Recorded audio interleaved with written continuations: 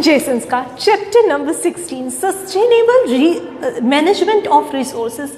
We know resources are the gift that we are getting from our ancestors, or being a human, we are able to utilize these things by the means of our intellectual, our mind sharpness. We are able to create certain techniques and we are able to utilize those resources.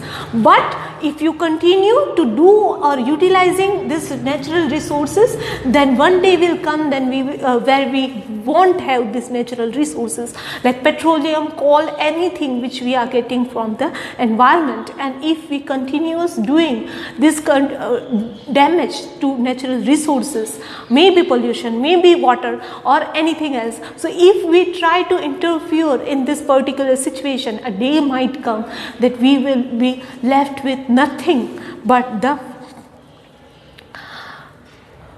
sorrow or no aim or no perspective of life. Living in harmony with nature is not new to us. Sustainable living has always been an integral part of Indian tradition and culture.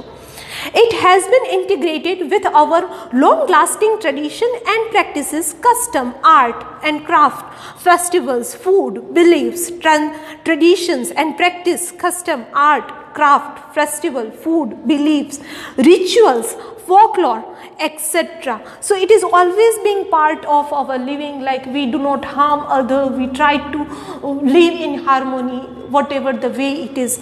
Okay, so that એ આજકાલનું નથી, વર્ષોથી આવી જ રીતે ચાલ્યું આવે છે.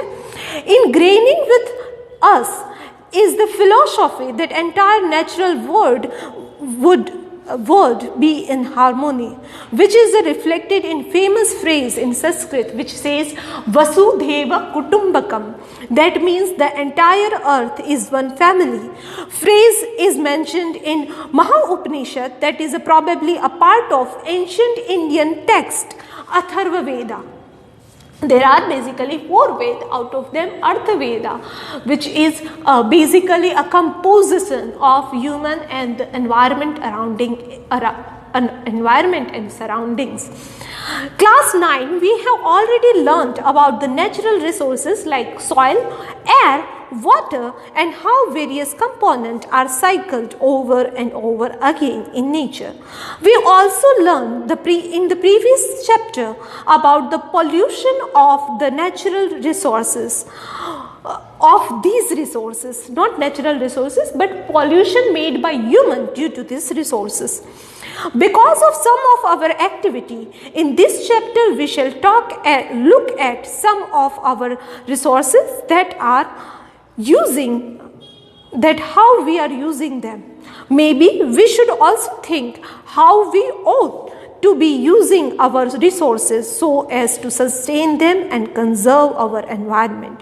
We shall be looking at our natural resources like forest, wildlife, water, coal and petroleum, and see what are issues that stake in deciding how these resources are to be managed for sustainable development along with input from our traditional practice. We often hear and read about environmental problems. These are often global level problems. We feel helpless to bring any change. There are international laws and regulations, and then there are our own national laws, acts or environmental protection. There are also national and international organizations working towards the protecting our environment. So it is very important to conserve whatever natural resources we have, because we are whatever we are because of the natural gifts, natural resources that we are getting. If we do not keep track on it, or we do not control the urge of us to utilize it more and more, if we don't do so, near future a situation will arrive that we won't be having those natural resources.